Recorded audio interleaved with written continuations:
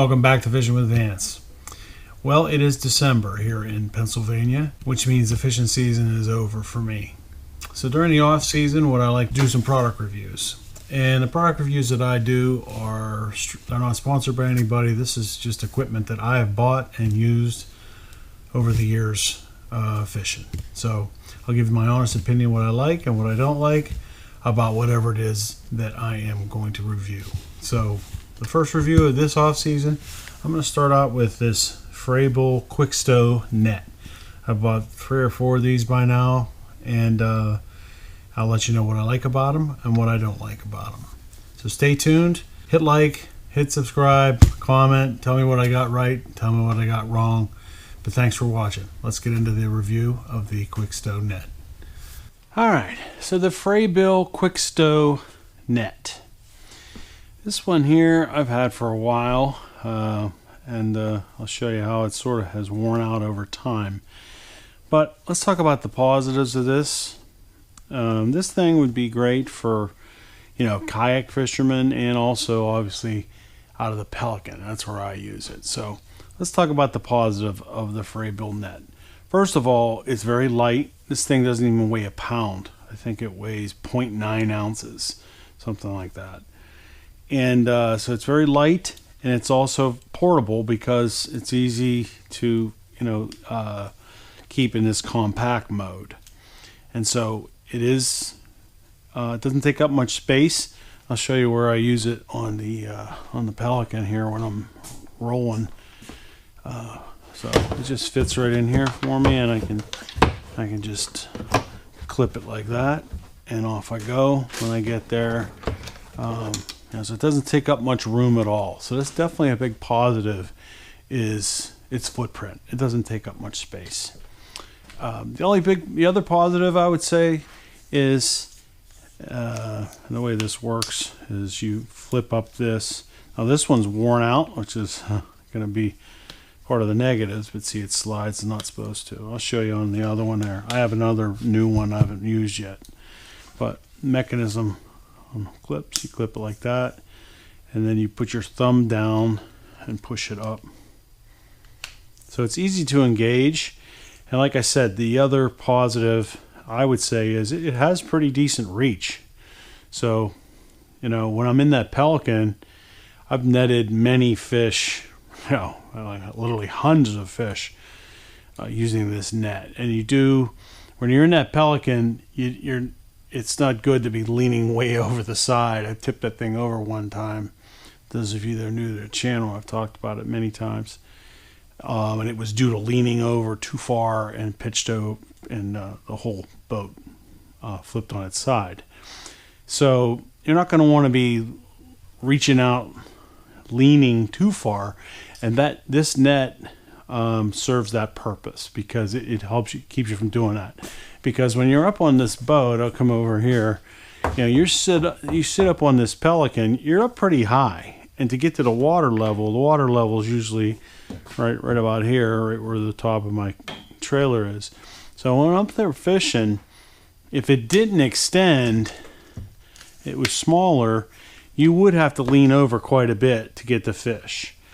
And so that's one of the things I really like about it is, a lot of times you can get out there pretty good and you have good reach.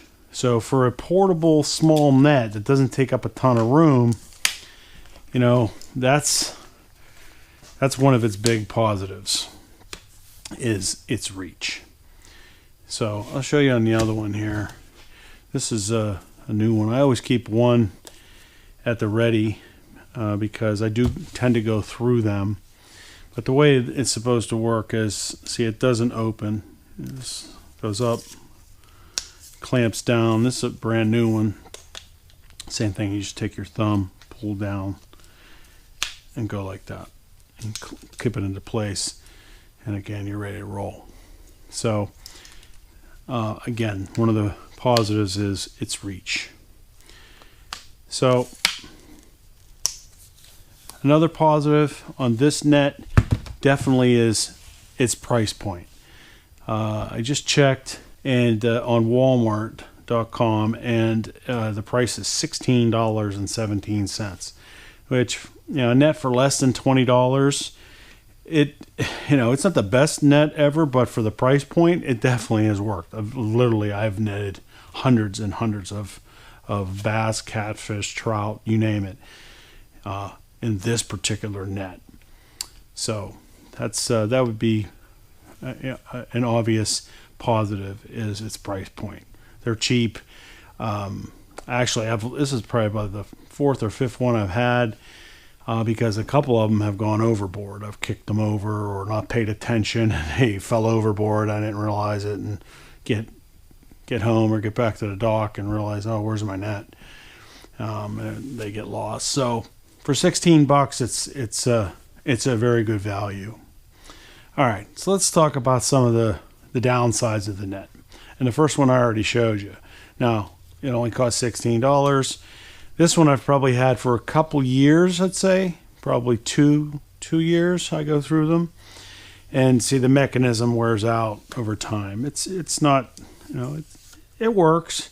This one still works. It doesn't slide back in when I'm trying to use it.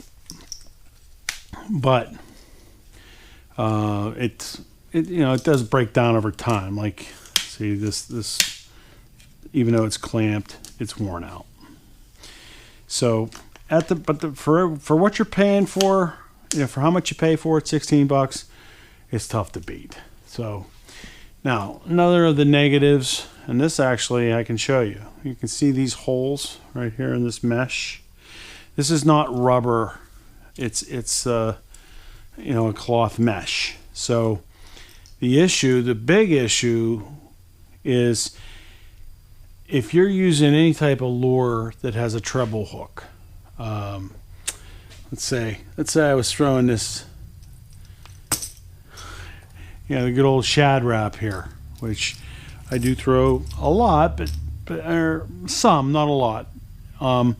If you catch a fish and net a fish where you're using anything with a treble hook like this, it's going to get caught in that net. And that's a case where it did, and they get so tangled, especially if the fish starts thrashing around in there. You could take a long period of time, half hour just trying to get it out of the net. And I normally get impatient, and since the net only costs $16, I usually get scissors just cut it out and try to keep the hole as small as possible. No fish is going through there. But over time, if I would net one more fish, that had treble hooks, it would, it'd probably take a bigger hole and I'd have to throw it away, and that'd be the end of it. And that's happened a few times. Some of the holes have gotten so big that I had to pitch it and get a new one.